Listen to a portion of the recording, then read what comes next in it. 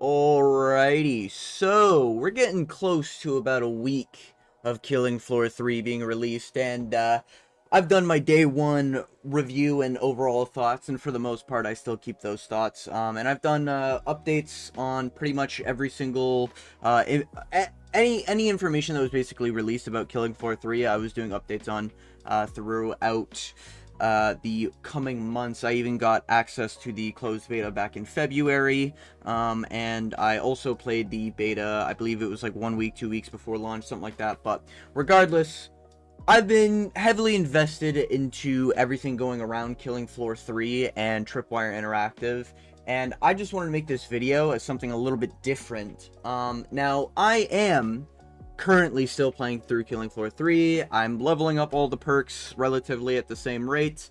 Currently I've got almost all of them to level 10.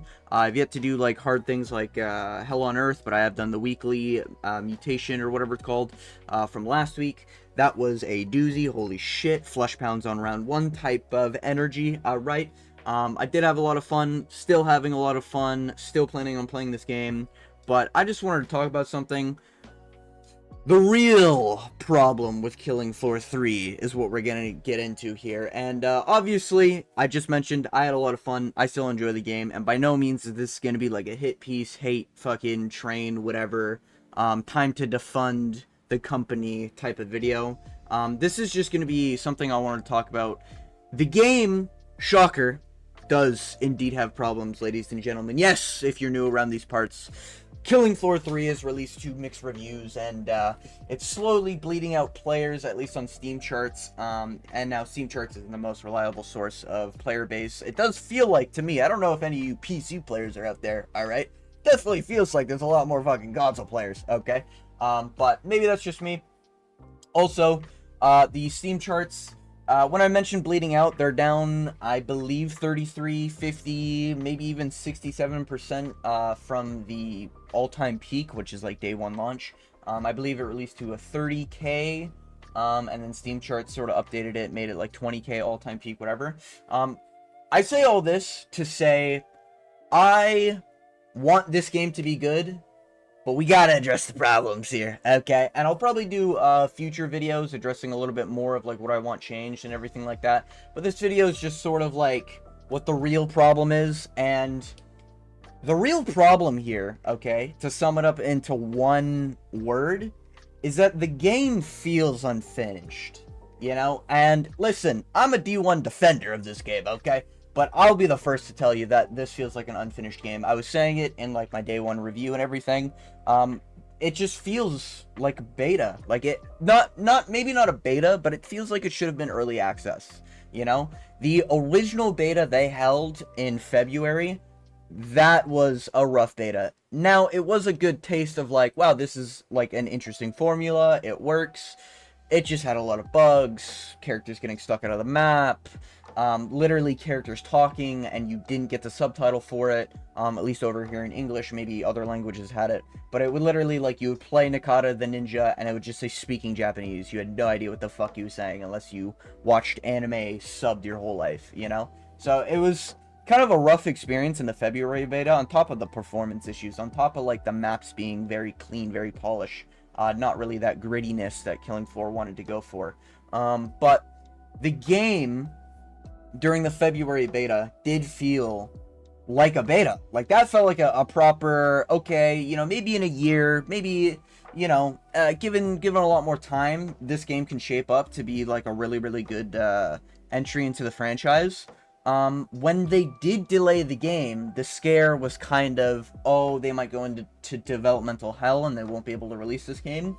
What it really does feel like is Tripwire Interactive was given a deadline for the game and they weren't given a lot of time, and I don't know what the budget looks like. I've tried to look into it and maybe I'm just looking in the wrong places. I can't find what the budget for Killing Floor 3 must have been, but I don't think the budget was that fucking high, okay? You know, maybe it's a hot take, but Tripwire Interactive is roughly about 120 people. I imagine some of those are going to be working on other games, and then some of those are going to be like managing marketing, managing community, stuff like that. So I'm not saying 120 people are working on the game, but it does not feel like a company of 120 people are working on the game.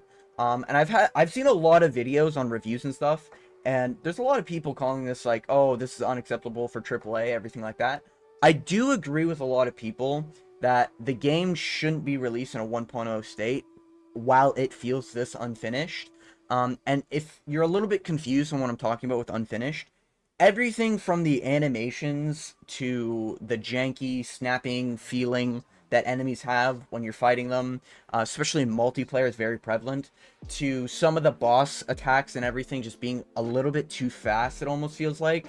It feels a lot like the enemies are trying to go through their animations before taking an effect, like the panic or like stumble and shit like that, like getting frozen. They're trying to like get that one attack in before they get frozen, so it gets really sped up really fast. Maybe that's just me, but there's definitely like a snappy problem with the animations and how aggro works and everything with the enemies. And then on top of that, there's a lot of like gun animations that are just, they feel like, how did this get through if someone play tested it? Specifically the medic pistol, there's a burst attachment where when you shoot the gun, and I mean this literally, it doesn't work properly, you know? And I don't mean like bullets don't come out. When you shoot the gun, there's a recoil that goes off with the gun, and then you hear the gun bullets, and then the bullets come out.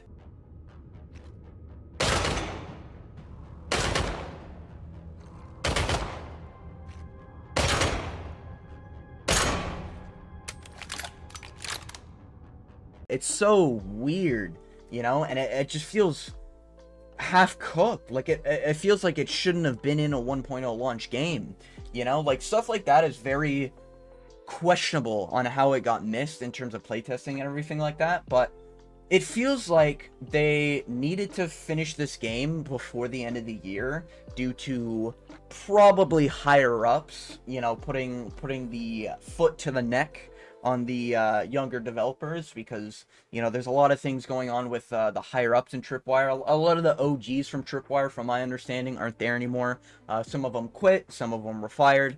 So there's a lot of stuff going on with that. But mainly I kind of wanted to talk about like Embracer Group itself, who is the owner of Tripwire Interactive, if you don't know. If you don't know Embracer Group, they were one of those companies from a couple of years ago that bought a bunch of companies and had to sell a bunch of companies very, very fast.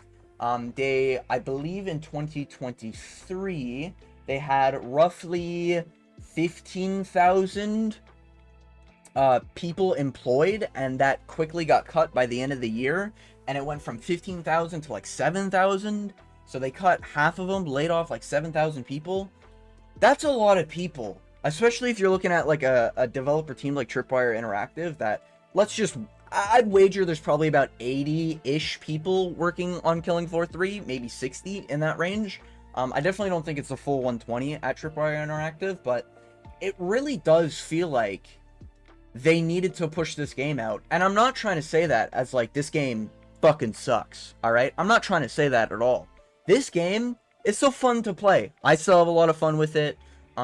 Is it to the level of quality Killing Floor 2 is? No. Is it to the level of quality that has like a sort of, I guess, classic tone to it, like a Killing Floor 1? Like that old school horror, you know, no movement speed type of vibe? Does it have that sort of unique je ne sais quoi? No, it just doesn't. Not yet, at least, you know? And we're only 1 week into launch, so obviously these thoughts can change down the road of Killing Floor 3, as I'm sure they will. But Killing Floor 3 really does feel like it's just not fully done. So I think the real problem Killing Floor 3 is going to run into here is, I know they released their roadmap, and I'm pretty optimistic about their roadmap. If you don't know, they're adding like DJ Scully, they're adding a bunch more weapons, they're adding some more maps, new boss, new enemies, stuff like that is being planned. This game will live and die by how they react to the community and how they go about implementing content, because there's so many things wrong with the game right now in its current state where it feels half-baked. Animations, the fact that there's only 8 maps, you know? There should be, in my opinion, there should be like 16 to 20 maps. This is the type of game that feels that way. Now, again, I'm not hating on the maps. The maps are great. I love all the maps. I've played them all. I've enjoyed them all. Some could be argued a little bit too dark. I think a good way to answer that is probably making a day cycle. But, you know, I'm getting a little off topic here, because that's probably going to be saved for another YouTube video. But, yeah, it just feels like, this really does feel like the devs are being pressured to just, like, throw this game out, you know? Not in terms of into the bin, but it needs to be thrown out into the public so they can sort of get revenue up for the company, I guess. It's a really weird state that Killing Floor 3 launched into, and obviously there's server problems. Obviously, there was, if you don't know, actually there was a server problem, I believe the day I'm recording this, the 29th of July, but there was a server problem where there was a matchmaking issue. No one could really find a match, and the queue times can sometimes be really long. I think they went in and resolved that. However, the game was down for about 1 to 2 hours. It's very weird, the amount of things that feel unfinished in the game, all the way from like the visual effects almost feeling like they're placeholders. A lot of them just feel too bright, almost like they're the default Unreal Engine 5 lightning effect or default Unreal Engine 5 fire effect. So I've no doubt they're gonna go and like change these at some point, but it feels so like some things are placeholders and some things just needed more time to cook. Like, I really don't understand how that attachment thing happened with the medic pistol, where it just feels that bad to use and feels that no one tested this. How the fuck did no one test this type of weapon to use? But that's the only one of that I've experienced so far. I haven't gone through and played with all the attachments or anything, you know, but the action skills, they all feel great, but some of the animations feel a little clunky to bring out. Specifically Obi, whenever he brings out the medic, if you're watching this in the future and the perks are separated from the characters, the medic's staff that he brings out and plants in the ground, that feels a little jank to sort of like whip out as a character. I would prefer if he kind of threw it sort of like a bubble, a bubble shield from Halo 3, if anyone remembers those good old things where they just chuck it out and it would appear on the ground. But there's so many things about the game, from like the destructible environment being pretty much tied to the doors. When you blow up barrels, sometimes the barrel DOT on the ground stays forever. Stuff like that, I feel like, is a no-brainer to sort of fine-tune the edges. You know, a lot of these edges, it's not that they cut edges, you know, or they cut corners. They didn't even have time to finish the corner, is what the game feels like, you know? But I do think the game is a good, like, will eventually be a really good game, but right now it's just average, you know, for an early access title. I've played a lot of early access titles, okay? I've played Pal World on launch, I played Deep Rock Galactic on launch, which is another game owned by Embracer Group, by the way. And I've played, what's another one? I played, what was that game called? What was that? Darksburg. That's what the game was called. I've played a lot of early access titles that have released, and some of them end up becoming great successes with a dedicated player base, and some of them end up just being dead, never get updated, sort of cut the ties with the developers, and they sort of just left the game, like that Darksburg game. But I've played all these. I've enjoyed a lot of my time playing them, and again, Killing Floor 3 is not a AAA $70, $80 full price game for you USD folks. It is a $50 Canadian game, which I think is what, like 40 USD, something like that. It's a $40 USD game, and it does feel very unfinished, even though it's marketed as a 1.0 launch. It really, really should have been marketed as early access. It's rough, man. It's rough in these Killing Floor streets, you know? And I just mean in terms of, the game's gonna have to go through a lot of catch-up, you know? And I'm worried the catch-up might be what sort of puts a nail in the coffin for Tripwire Interactive. Because, of course, I don't want to see a company go under because they were pressured to push out this game. Now, I could be completely wrong. Hey, maybe Tripwire Interactive, you know, maybe the higher-ups are complete devils, and every single software engineer and all these developers over there, you know, they've got the pirate software mentality, right? And they're coding geniuses when they're showing up with these spreadsheets that mean absolutely nothing. But I just think it really feels like the people around Tripwire Interactive that were promoting the game and like the live stream people, they feel very passionate. They feel like they really want this game to be really, really good, and they know it can be really, really good. I can see it can be really, really good, but it just feels like this game was pushed out a little too early. You know, I would have preferred a couple months more in the oven, and I think everyone would agree here that if the game had a delay until like, you know, November, December, we'd be looking at a way better state than what we're looking at right now, in terms of fully fleshed out content, and more thought process gone into it. I especially would have appreciated the perks being separated from characters on a 1.0 launch. Of course, if you don't know, that's coming in a later patch. It's already on like their whiteboard to-do list, but they gotta basically put all the equipment and everything on every single character. And then they have to do that for like quotes that the characters are gonna do, because all of them are gonna be able to play every single perk. So it's a lot of things they gotta do, and that's sort of what I mean with the catch-up thing. There's a lot of things from Killing Floor 2, in my opinion, that should just be in Killing Floor 3. I don't know why they decided not to do mocap. It's potentially because they thought it'd take too much time rather than just doing animation. I'm no game dev. I don't know this for sure. That's just sort of a theory. And my general like vibe I get around like why they wanted to do animation.